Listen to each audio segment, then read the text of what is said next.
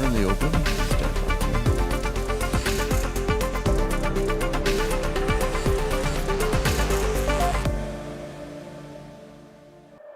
Thank you. Good morning, one and all. Welcome to NTWC Plus for July the 10th, 2024. Good to have you along today. It's been a pretty active week across, across Texas. Things not exactly going as we talked about a week ago, but things going nonetheless. So we'll get into that in just a little bit. I want to thank our sponsors who make this show a possibility each and every week, starting with USAA. Been with us from the beginning. Thanks, USAA, for all you do for NTWC Plus, for the Storm Science Network, and for the National Tropical Weather Conference on South Padre Island. We appreciate you. Speaking of South Padre Island, it's the host for the National Tropical Weather Conference every year, and the South Padre Island Convention and Visitors Bureau, a big part of what we do and supporting since day one, and we appreciate you guys at the SPI CVB. The Weather Company, Weather Boy, Weather Call, all a big part of the National Tropical Weather Conference and NTWC Plus. We appreciate that. Big show for you today. Mike Lowry is going to be here in just a couple of minutes to talk about all things hurricanes, I suppose. I think it's going to be a fascinating conversation. Mike does an amazing blog that I follow and I share with everybody I can think of to share it with, because the insight is so good and so knowledgeable, and we appreciate that. So we'll get to Mike in just a second. Dr. Hal Needham's here this morning. Dr. Hal Needham is somewhere this morning. Where are you, Hal? I'm in a place called League City, Texas. I've heard I'm not far from the location of the former director of the National Hurricane Center, is what I've heard. Everyone on the street talks about that up here, but I'm on the I-45 corridor between Galveston and Houston today. I was out doing a lot of damage assessments the last few days in a rental car. We'll see if we can hook you up with that guy. We know him as well, so we'll see if you can figure out where you guys are. Thanks, Hal. We'll get back to you in just a little bit. Speaking of the former director of the National Hurricane Center, it looks like he's not even come to us by candlelight today. He's actually got lights on, internet's back. He's survived the storm. Welcome, Mr. Bill Reed. Morning, Bill. Morning, Tim. Yeah, my backup plan for today would have been to drive over to my son's house. He never lost power on the east side of League City, so I would have been coming from there. You would have heard different dog barks than mine. And I have to remind you, if you do come by, bring a pork chop to throw to keep Coco from attacking you when you come in the door. Good plan. I'm just glad, Bill and Hal, that we're talking about a storm that bothered you guys and not us. A week ago, we were looking at that window coming right towards South Texas. In fact, the dot, out 4 or 5 days, was right on top of my house, but it didn't get close. I think we got a third of an inch of rain out of this in deep South Texas. You got a little more there, and we had no wind at all, zero. Well, what you just discussed is a very good way to try to educate people why they shouldn't get too set on what the forecast looks like 4 and 5 days out.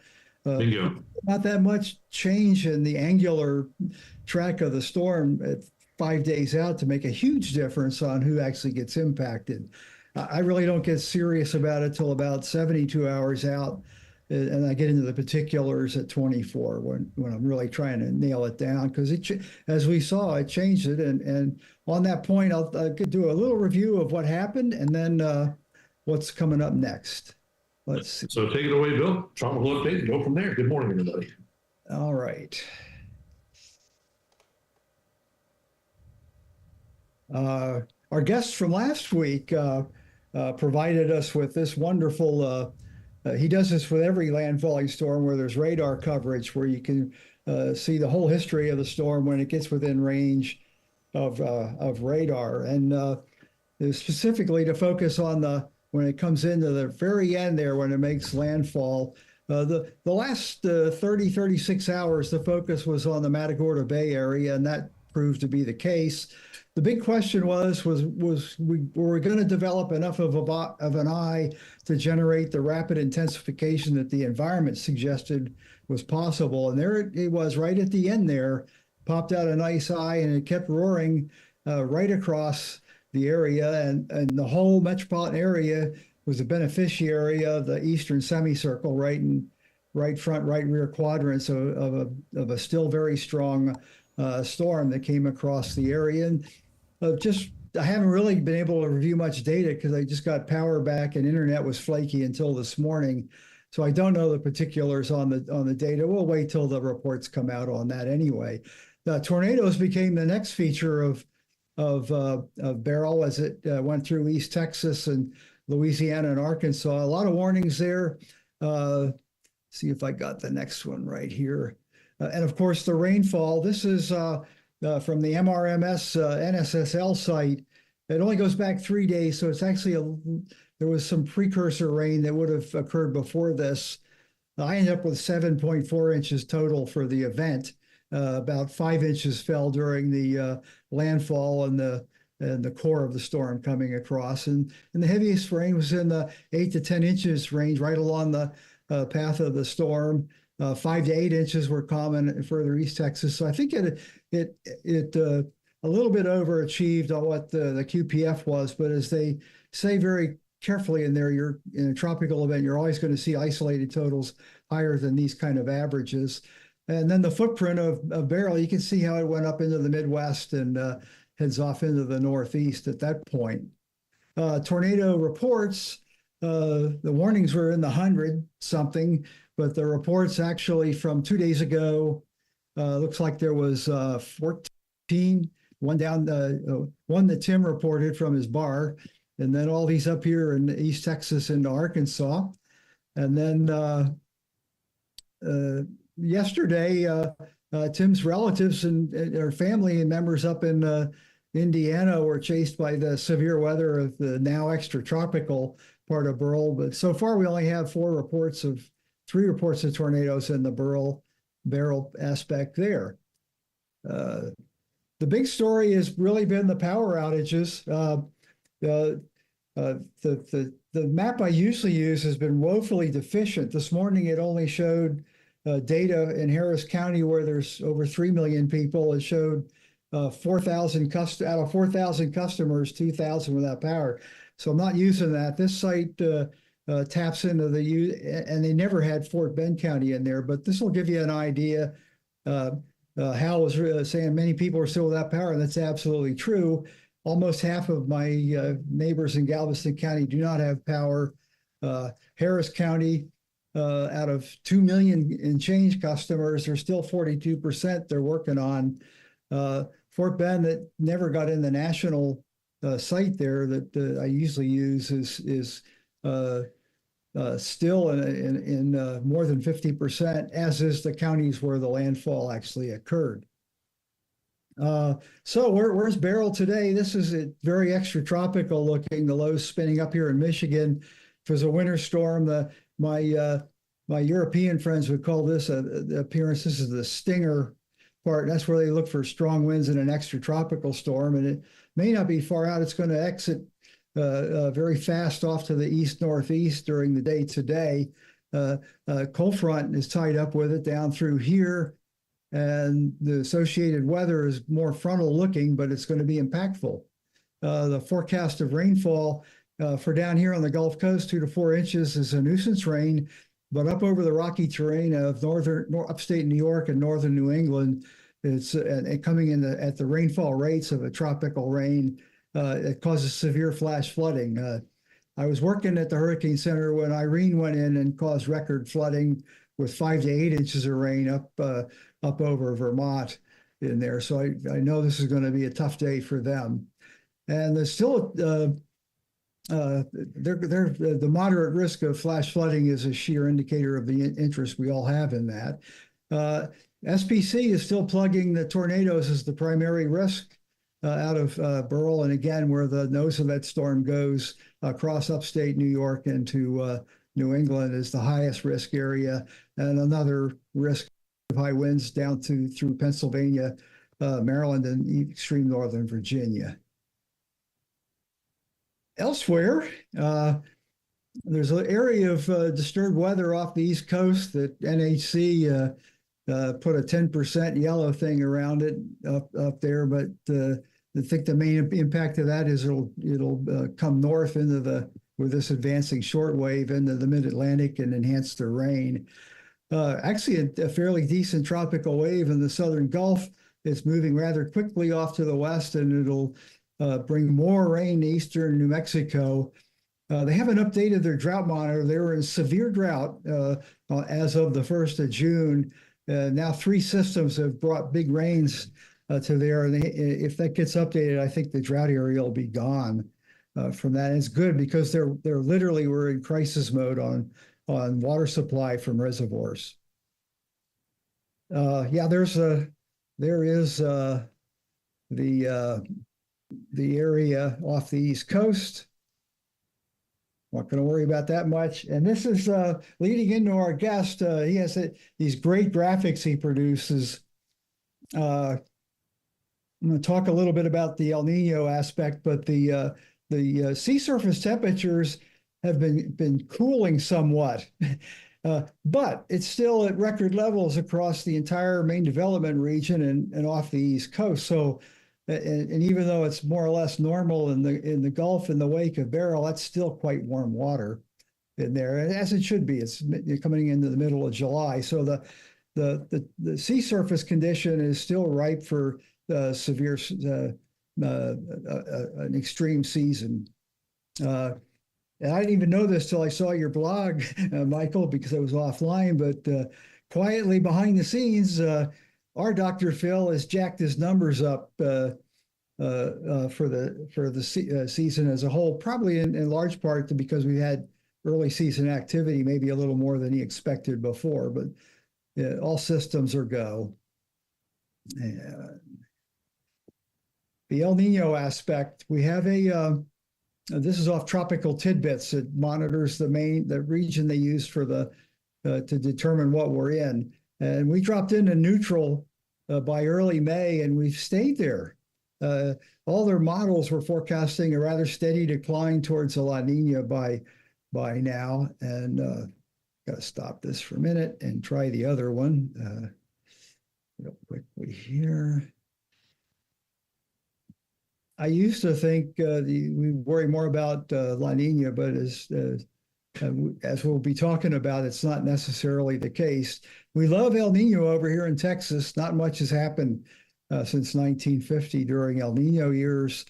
And the La Nina years, there's been quite a few significant storms in Texas, but compared to neutral years, not so much. So neutral is not really our friend. It's really, as Michael pointed out, that we need to watch out for the El Nino itself as to what's going to happen. So without further ado, I've known Michael for about 17 of his 20 years of experience.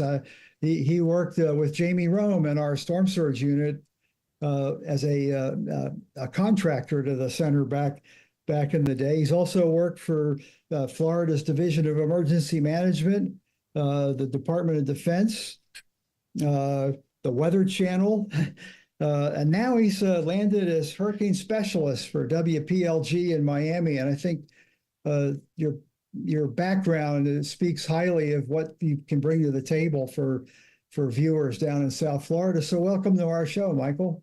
Hey, Bill, it's so great to see all of you all. And I'm glad that at least once a year we get together outside of hurricane season, but I'm delighted to be with you, at least remotely today. Yeah.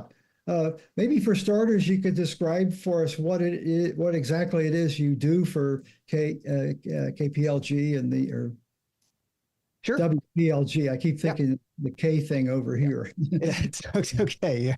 West of the Mississippi. So I'm the hurricane specialist for WPLG in Miami. It's the ABC affiliate down here.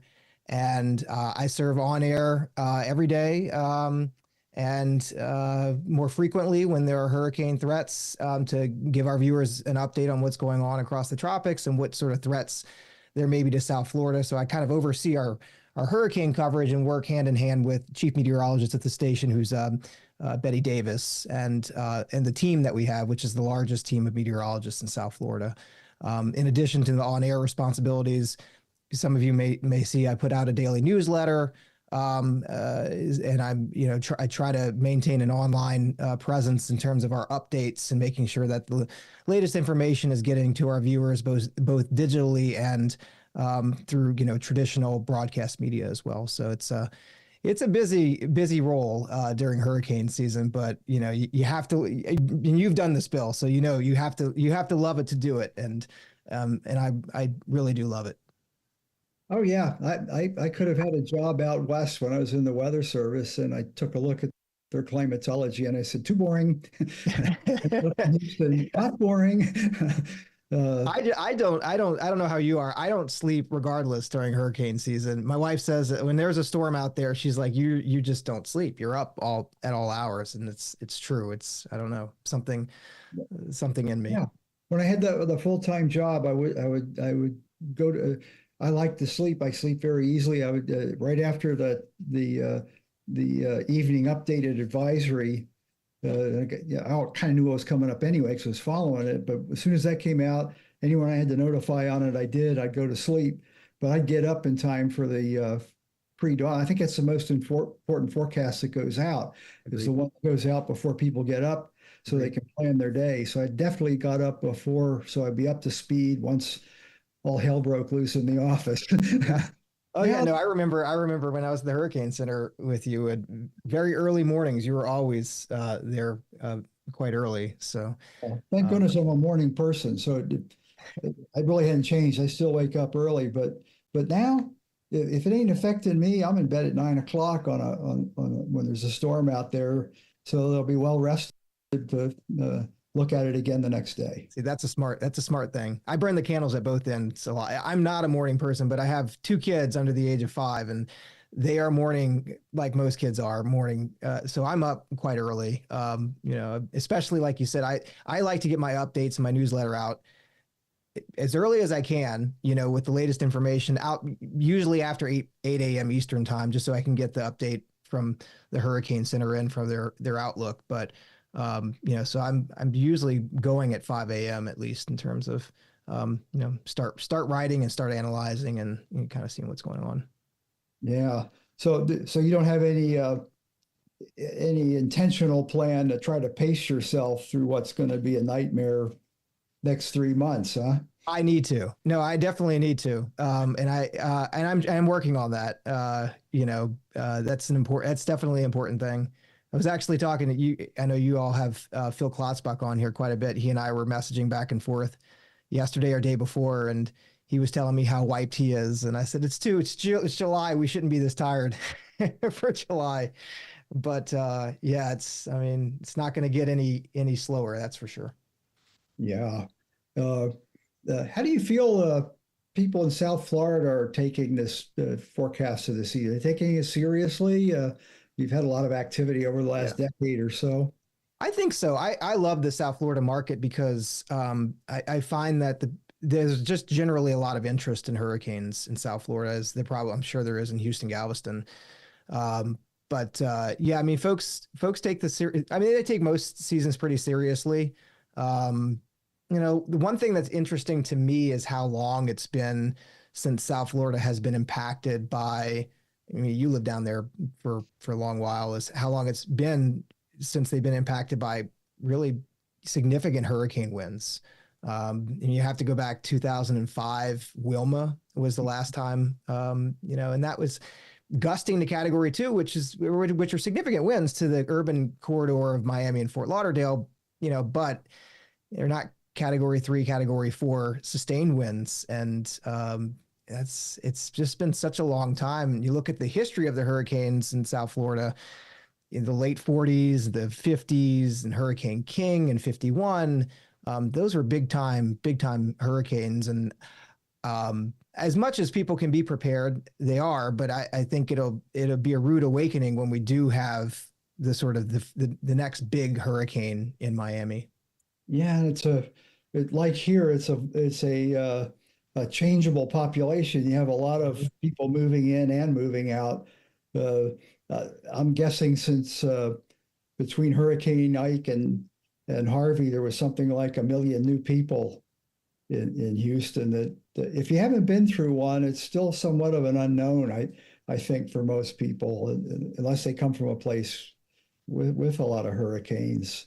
I think too, Bill, we haven't had a really significant storm surge event in South Florida. And a lot of people don't associate Southeast Florida with big storm surges. In large part, I think when Andrew came in, it was a relatively small storm, and it came in south of Miami. And you still hear people talk about it as being a wet storm, or I'm sorry, a windy storm, and not so much a wet storm. But there, with sea level rise and we're seeing water in the streets on sunny days. You get a big enough storm in there at the right angle, that's strong enough, and it's going to have some major impacts to the infrastructure in South Florida. That was going to be my next topic. Why aren't we getting landfalls from the east? I think the last one I can think of was Katrina. Yeah. From the east and intensifying as it crossed Florida. And I think climatologically, at least, if you're going to get a landfall from the east and South Florida, it's probably going to have to happen before the fall. I mean, I guess you could get it in parts of September, but generally by October, you're getting systems that are getting pulled out of the Gulf. I'm sorry, out of the Western Caribbean or the Gulf. Yeah. So typically we would expect something like that in August or September, and it just hasn't happened. I don't know exactly why, but I'm sure a lot of it is luck. Yeah, so I attribute most things that people try to put something's changed on you need to account for the relative rarity and randomness of hurricanes in general. Yes. With that background, it's hard to come up with a signal on why it's happening. Yeah, and given how many big hurricanes have struck Florida, particularly in the last 10 years or so, I would say that we've been quite lucky, even with the exception of something like an Irma that did bring some impacts to Southeast Florida. I think you were still down in Miami at the time at the Hurricane Center. No? Okay. I was hosting a professor from the University of Miami who evacuated by plane. Okay. We lived out on Key Biscayne. It was a given. He had to evacuate, and he said, "Why not? Go visit Bill." That's right. Yeah. So you would have retired. That's right. You were retired in 2000. That's right. Yeah. It was a while ago. I was still down there. Wow. Or as Rick Knabb told me one time, wisely before Sandy. That's right. Yeah. Right. So the communication of the wind threat, do you think we're doing a good job with that? It's interesting. I was curious your thoughts, being local expert there in Houston Galveston, just on Beryl and how the storm was communicated. There's so many nuances to tropical cyclones that I don't think are well communicated in terms of how the storm could impact an area. Something I think about is structurally. We talk about the track, we talk about the maximum winds, but there's just so much more in terms of what the impact could be on an area. Like what we saw with Beryl, where we had a pretty small hurricane that got much larger in the Gulf of Mexico. The radius of maximum winds were, I think, on the order of 40 nautical miles when it came through Houston Galveston, which was much bigger than what it had been and much bigger than what had been forecast. And then there's the issue of whether or not the storm is strengthening on approach or weakening on approach. And then with the really strong winds is where those mesovortices within the eye wall set up. And it's, I think overlooking those aspects, it's important to know that just because a track is similar and just because a maximum intensity is similar, that the storm, a storm, all else equal, could have very different impacts for the same areas. Yeah, that's interesting. I've been thinking about that because to me, what I experienced was exactly what I expected based on the forecast.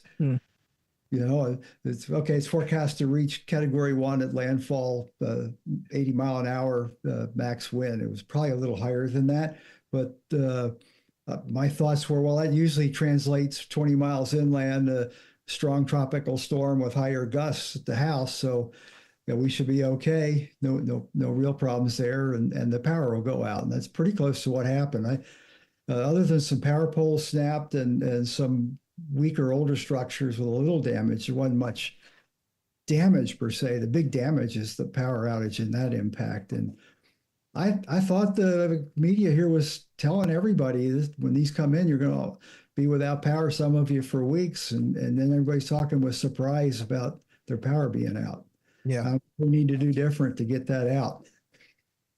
When I was at the tropical meeting in Long Beach this year, I was talking to Mark Powell about just generally winds and gustiness of winds and how we report winds and sustained, or we forecast them in terms of the sustained winds, but after the fact, we always talk about the gusts, and the gusts matter a lot as far as what is impacted from an infrastructure standpoint and from power outages. And sometimes I wonder if, focusing a little bit more on the gusts is not necessarily a bad thing when the storm is making landfall.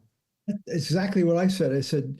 I said, even in the building code business, which is really scientific, very, very good work being done there, they design for the 3-second wind. Yep. That's a gust. Yeah, you're right. I guess the more emphasis on the gusts would probably help, but the system seems to be slow to change to that. Yeah. And I hear anecdotally too from a lot of the storm chasers of that certain storms are just gustier than other storms, and tend to be the ones that have more damage are the ones that are gustier. Yeah, and this one had a pretty good dry slot still working around. It got pulled up as the thing came by us. The last few images I saw before lost power, I was saying that that's going to destabilize the convection that's going on, which should increase the downward transport of the max winds. Yep. Yeah. I'm curious from your vantage point, did others, you said you weren't surprised by what happened. Did it seem that others in the Houston area were surprised by the impacts? Well, my grossly unscientific survey of my friends on Facebook, I'd say the majority of them think it was worse than they expected. Okay. They weren't criticizing the forecast. They were basically just saying, wow, it was worse than I expected it to be. And I will say as a forecaster and as someone, who messages the forecast, the storms that come in at those oblique angles we've seen, and we see a lot in Florida just because of the nature of the peninsula. But those are the ones that make me far more nervous than the ones that just they're coming right into the coast, kind of a beeline into the coast. It's easier to know where they're going to head. Over here, almost all of them are that way. Yeah. Some of this storm reminded me of Umberto. I don't know if you were with us when Umberto occurred. Its entire life cycle occurred over an 18-hour period that I was parked in front of a monitor at the Hurricane Center. I couldn't believe it. But it intensified rapidly from the very get-go all the way up through landfall. And it was just like this. It was like a lag to where it started decreasing heading into Louisiana. And it caused an incredible amount of damage, but over an incredibly small area. Umberto was one I always loved using that one as sort of the poster child for rapid intensification. It didn't get. I think it was still just a category. It was a category 1, I believe, right, or at landfall. But it was just how quickly it came together. It was remarkable. Yeah, there was not a single cumulonimbus cloud at sunset. But it was just this giant old low pressure area that had migrated westward across the Gulf, and it coalesced into a little cluster of thunderstorms south of Galveston and just went nuts. Yeah. But I think the environment was similar to what we saw with Beryl, incredibly weak shear, just enough concentration of the moisture over hot water to let it get going. For the longest time, a lot of the conversation in the wake of 04, 05 were how storms upon landfall, especially in the northern Gulf, would weaken. And with the exception of Charlie, that was kind of the trend. And that's obviously reversed recently. And a lot of the research is into why these storms are strengthening so much, especially as they come in, make landfall. That's a function of age. I always revert back to the 1943 hurricane that went from nothing to a Cat 2 as across the Bolivar, and then Alicia in 83. Yeah. It had a 54-hour life cycle, and it made it up to Cat 3 at landfall. It was doing the same thing. It was intensifying right up to landfall. But if you weren't working it or around at that time or live in this area, that's not one you'd usually think of as an example. Hey, Tim, it looks like you're going to do a sponsor message, and then I'm going to bring Hal into the program here.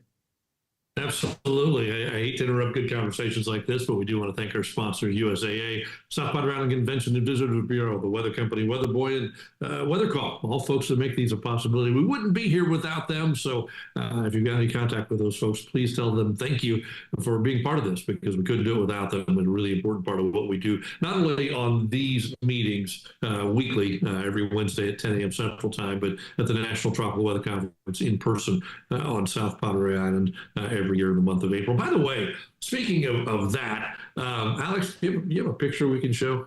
This goes back to show that some of y'all were at the very first one. Look at that. I recognize a few faces in there. That was the very first National Tropical Weather Conference. That was at the Isla Grande Beach Resort on South Padre Island about a dozen years ago or so. That's a pretty small image here on our screens, but yeah, that's Mike, you're in there. Michael, you're in there. Bill, you're in there. Al, you weren't there yet. You're just a pup. But look at that front row. Look who's in that front row in there. Max is there. Bill Gray is there. Neil Frank. There's just a great group in that image, and we appreciate that. So, do you have any memories of that, Mike? Michael, never being there? My goodness, do I? Yes, that was fun. Yeah, glad to be able to come back. But you did finally find me. Some that you can talk about, and some that occurred in the bar after the meeting. That's right. Don't talk. I remember the one thing that stands out of that in that meeting was that you even had a Zoom with Bob Simpson in that first meeting that we did, and Bob was 100 and something years old at the time, I think. Yeah. We had him in there, so that was the beginning of the Bob and Joanne Simpson Award began after that. So yeah, that was a long time ago. So we appreciate you being part of the conference from the very beginning, Michael. Thank you so much for that. We appreciate your support. And we'll leave the other stories out for some other day from your arrival. We'll get back to that. Okay, Bill, bring Hal back in here, and let's keep that. I've got some questions, but I'll save them for a little bit later. Okay, Hal's coming from a car. It looks like you're in the police station parking lot. What happened, Hal? Bill, you weren't supposed to tell anyone that. You never know what's going to happen in hurricanes. I'm actually not that far from you. I'm in League City. I was in Sargent, right near the point of landfall on Sunday, and I relocated to Galveston. There were so many thousands of people in the Houston-Galveston corridor messaging, having questions, and I felt like I could be more engaging with all these questions that people had. Rode out the storm in Galveston, documented it, and then yesterday drove up the I-45 corridor and points west, getting out to Sugar Land, areas near Katy, Richmond, Rosenberg. And I'll have to tell you, from what I saw on the ground, I was shocked with, what was it, 2.7 million people out of power. I expected to see a lot of trees down on houses, a lot of damage, and I just didn't see it. And I remember sitting with this woman in her front yard in Rosenberg, and you're looking around, you're basically seeing twigs in the front yard, not a lot of damage, but everywhere in that area, you're hearing the hum of generators. Widespread power outages without seeing a whole lot of tree damage in a lot of areas.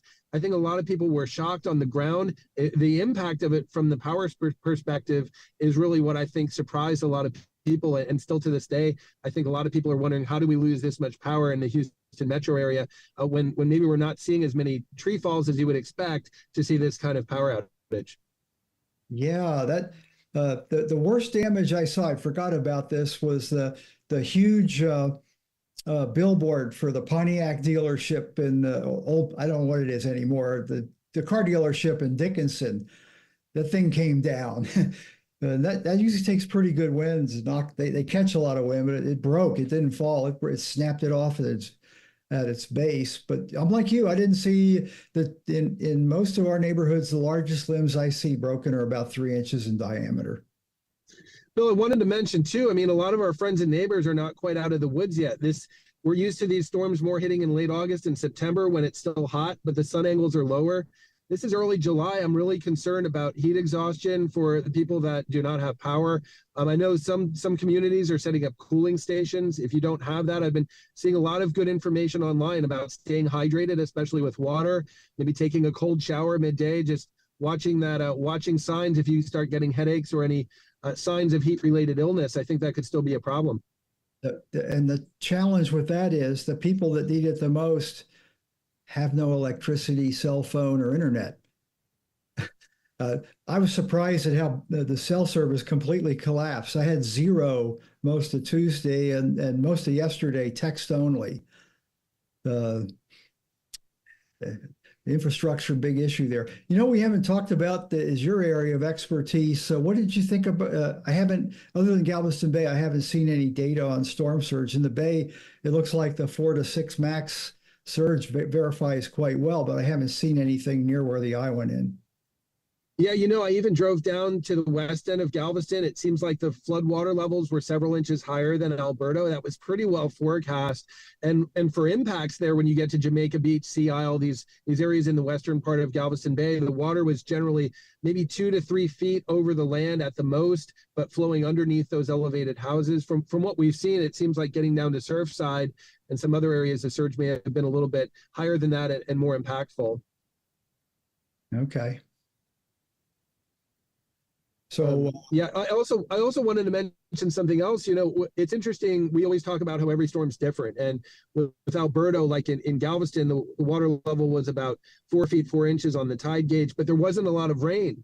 With Barrow, we had the tremendous amount of rain as well, so it was that compound flooding of salt water elevated, but then you're getting 5 to 8 inches of rain that just doesn't drain. So we saw a lot more flooding in the streets of Galveston and some of these areas that Galveston Bay was up. The water all around Galveston Island, Bolivar Peninsula was up. But then when you start adding a lot of rain to that as well in a short amount of time, where's that rain going to drain, right? Because the salt water levels are elevated. So we saw definitely more extensive flooding in Barrow for sure, just because of the combination of the surge and the rain. Yeah, they had quite a bit of flooding on the bayous up in Houston. There was I-10 became a flood retention pond once again. When White Oak Bayou went over flood stage and filled up that section of I-10. I wonder how much of that could have been, at the time, the tide elevation was around 6 feet at Manchester, which is the farthest in tide gauge we have there. So 6 feet above what is normally less than a foot that the freshwater runoff is competing against. I wonder if that had an impact on the flooding. I think the water levels there were pretty high when you get in near the Houston Chip Channel. I was in correspondence with Jeff Masters and Bob Henson, and they were looking at some really high water levels there when you get into the Chip Channel, and they were saying, is this all surge? We know from the past that area there is influenced by the surge, but also you get a lot of runoff in a short amount of time. I think it's really hard to predict and communicate this concept of compound flooding, because you have multiple pieces. You have the surge piece, you have the rainfall drainage piece. Talk about complex messaging, right?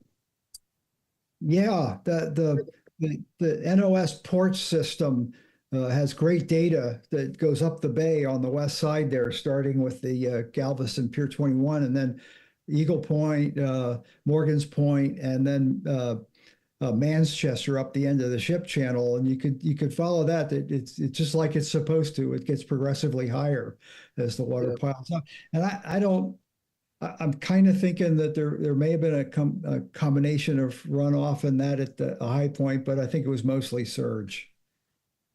Yeah, it just depends. And again, we know that these flood levels and the flood characteristics are so localized, and they can change so much across small geographies. So it's just really important.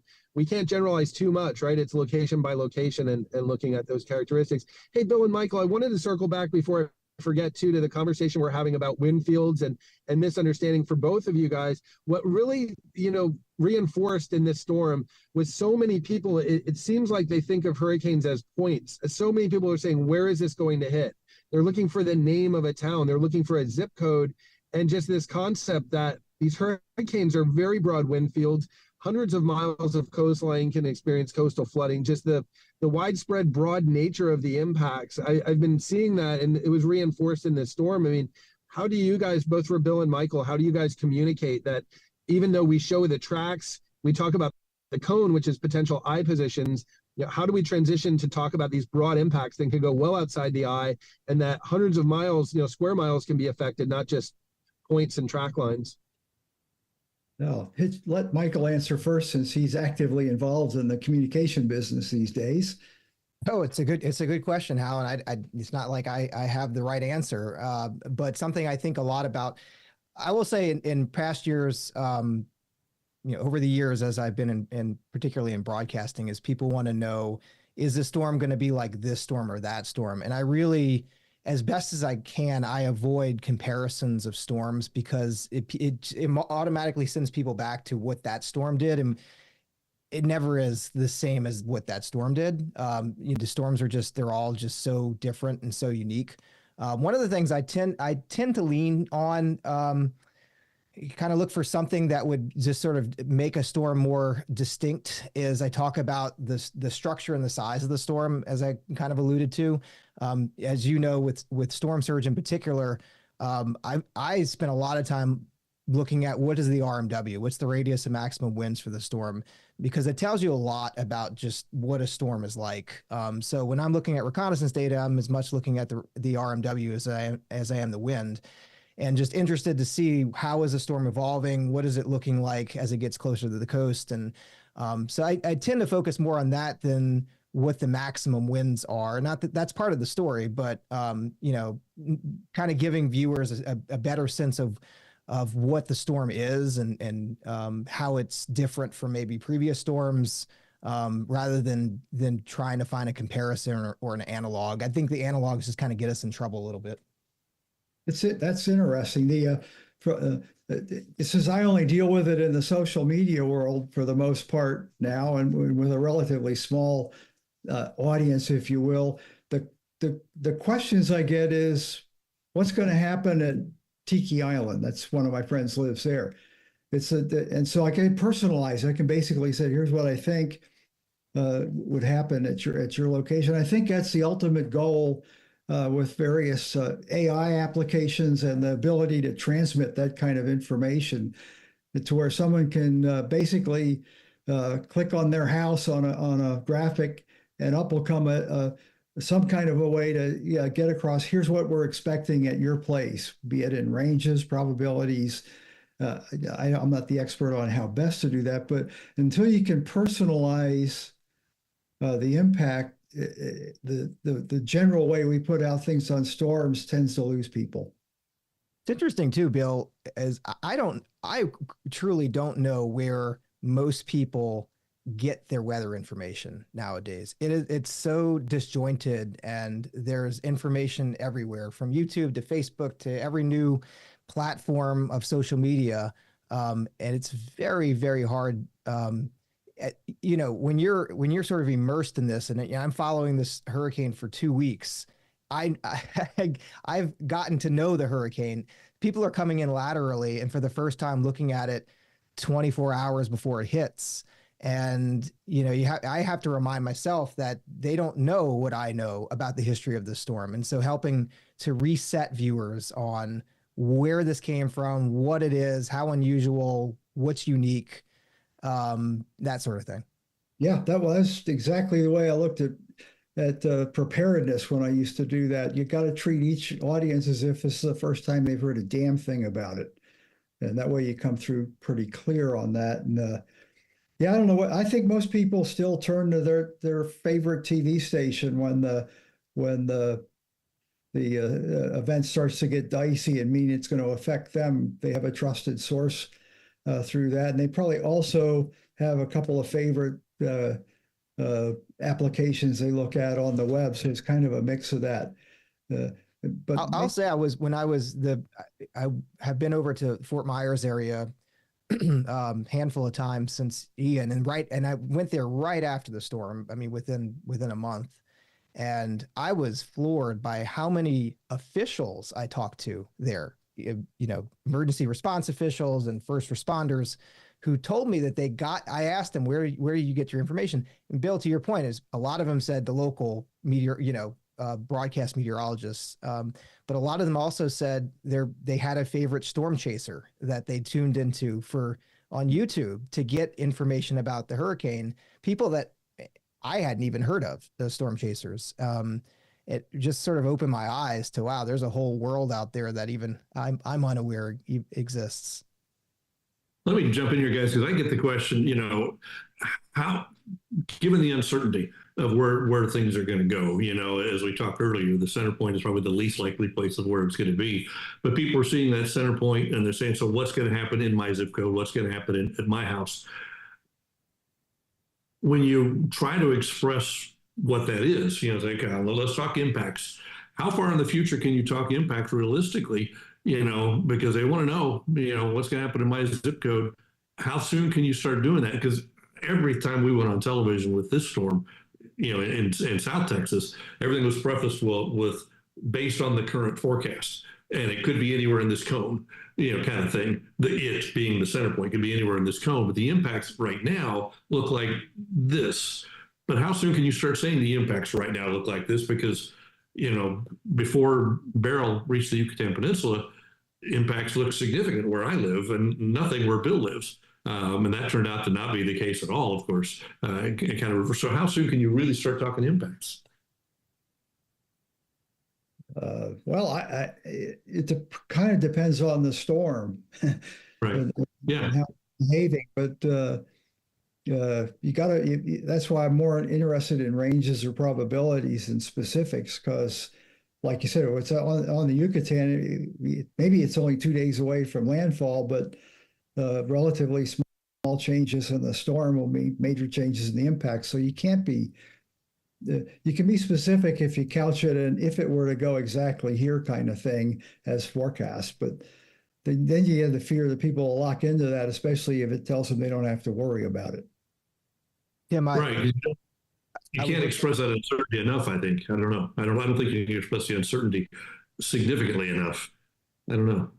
It was interesting, Tim. I was going back and looking at the cumulative wind speed probabilities on Friday night at 10 p.m. with the 10 o'clock Central Time advisory. And for 50 knot winds, it was 4% for Houston Galveston on Friday night. And obviously much higher, closer to where you are, in South Texas. But the probability of hurricane force winds was nil, and 50 knot winds was nil before that. And so it's tough to focus too much on what is the less likely outcome.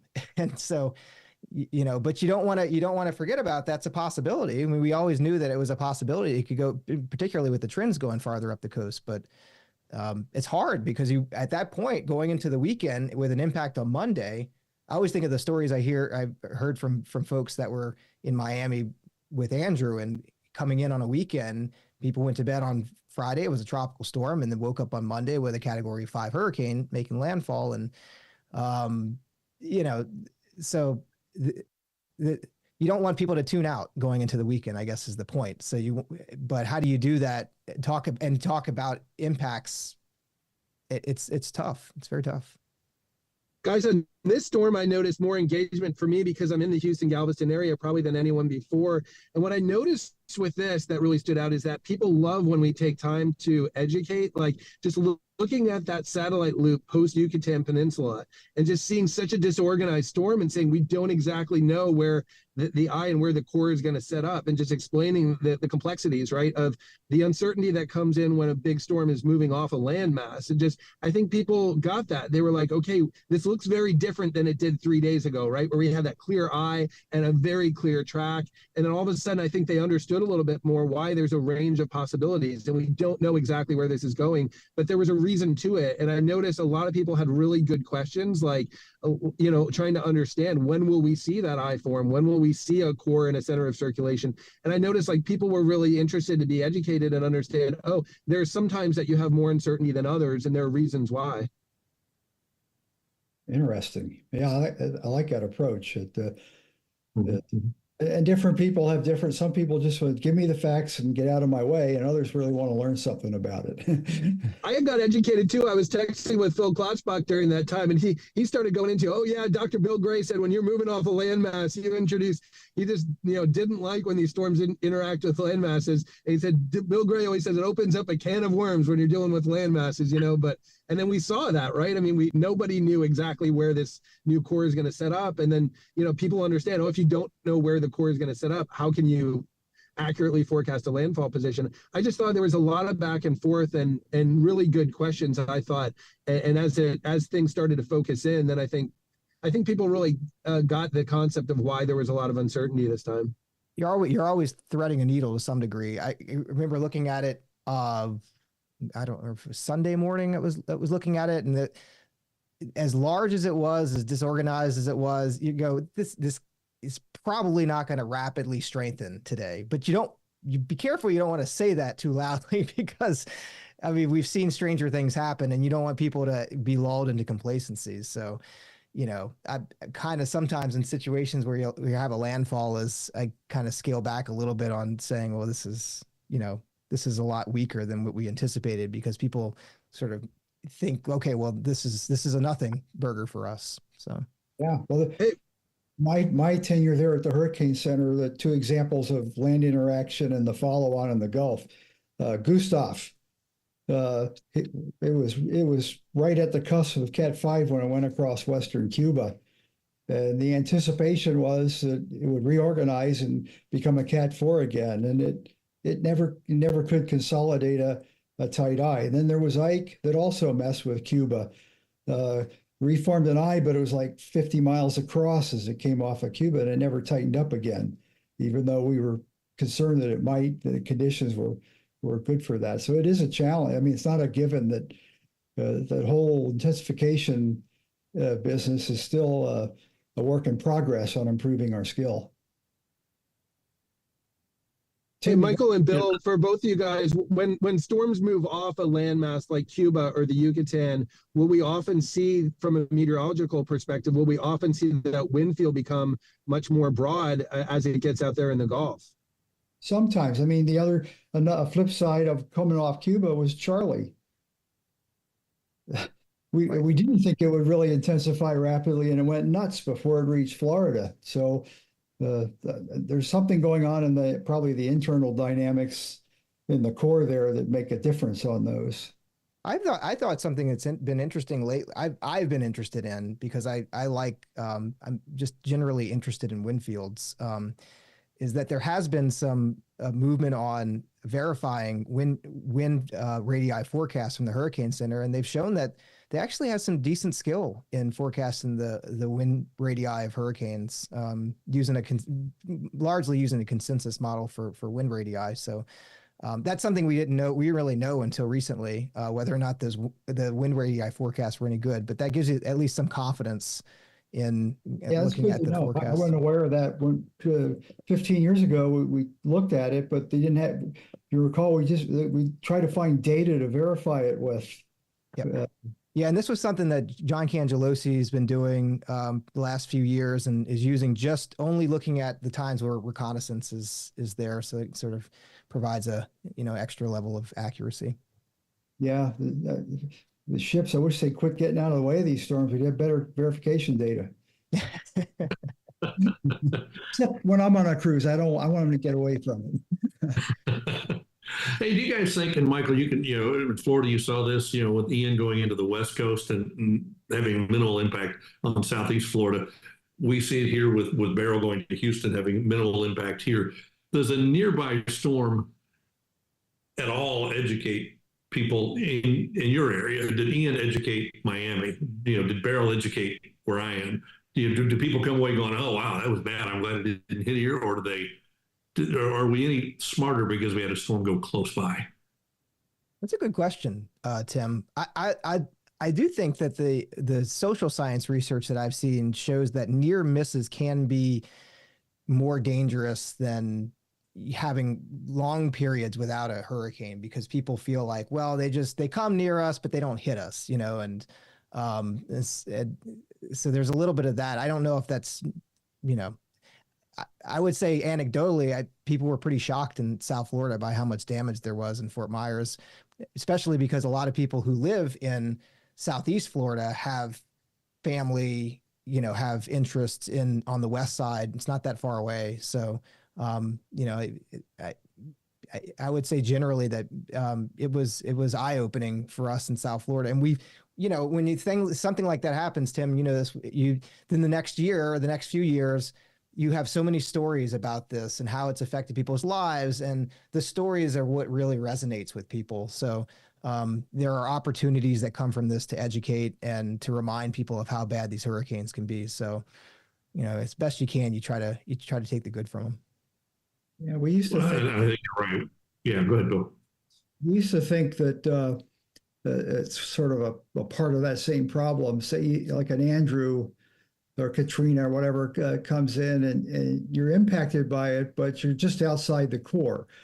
And you'd hear people in Miami say, I went through Category 5 Andrew when they're in North Miami, and they probably had 70-mile-an-hour winds.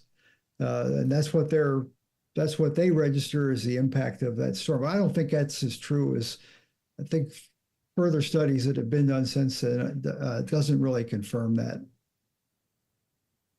What was Max always had he had a line, and I'm sure I'm going to botch it, but something along the lines of Camille killed more in Katrina than Katrina killed during Katrina, or something along those lines. Interesting. So a lot of people were, well, I got through Camille, so I can get through this one. So true. Coming up on the top of the hour, Michael, any parting thoughts? What you learned in the last couple of years in dealing with the storms as we head into what's going to be probably a crazy season. Any thoughts you want to share with us as we wrap this up? Yeah, I mean, every hurricane season is different, and I talk a lot about seasonal hurricane forecasts, but the truth of the matter is it just takes the one bad hurricane in any given year. So while the busyness and the activity in the Atlantic affect us in our jobs because we're busier, it doesn't necessarily mean that there are going to be more landfalls at the coast. We always hope that that's not the case, because we have had busy seasons like 2010 that didn't have destructive hurricane hits in the U.S. But the reality of it is, the more of these storms that you have, the better the chances that one or more are going to hit, and we do see an increase in the landfall odds. So I would say that I'm hoping that maybe in next year, a year after, we could get a break, because it has been a heck of a run since 2016, 2017 in the amount of activity in the Atlantic. But the reality of it is we're just in a very busy period. And it shall continue. Hal, your virtual background makes it look like you're sitting in a car somewhere. Amazing virtual background. What are your final thoughts today, Hal? Hey, I wanted to ask Michael one last question. With the hyperactive seasonal forecast, are you seeing more interest and engagement from your audience there? Yes, I would say, I can tell you from some of the measures that we see on the digital side is people are there is more engagement, I would say, because of this. I'm going to say the hype going into the season. There's a lot of hype going into the season, and I have contributed to as much as anyone, but it's just, how can you not talk about what's right in front of us, which is record warm waters and going into a La Nina. It's everything is just there for it to be a really busy hurricane season. So we have seen higher engagement and numbers and such from people, but I suppose that's to be expected. Hopefully that hyper awareness will lead to hyper preparedness, but I don't know if it translates or not. We'll see. Agreed. Bill, final thoughts? Yeah, I would add for here in the Southeast Texas, a slight concern I have is that people say, okay, we've had a hurricane for the year. We can move on to worrying about how the Aggies and Longhorns are going to play this fall. But I'll remind people, we have had multiple storms before. In 1989, we had 3 direct hits: Allison the first, Chantal, and Jerry. All were impactful in different ways. So keep your seatbelts fastened, the tray in front of you in the upright position, and be ready for what comes next. Good advice. Michael, thank you. We appreciate your time today, buddy. Thank you, guys. It was great to be here. Bill, Hal, thank you so much. We appreciate it. Thanks to Alex back at headquarters for making this work today. And as always, thank our sponsors, USAA, the South Padre Island Convention and Visitors Bureau, the Weather Company, Weather Boy, and Weather Call, all part of NTWC Plus and the National Tropical Weather Conference. We'll see you next Wednesday or maybe we'll see you in April on South by Droughton for the next National Tropical Weather Conference. Thanks for joining us today. Bye-bye.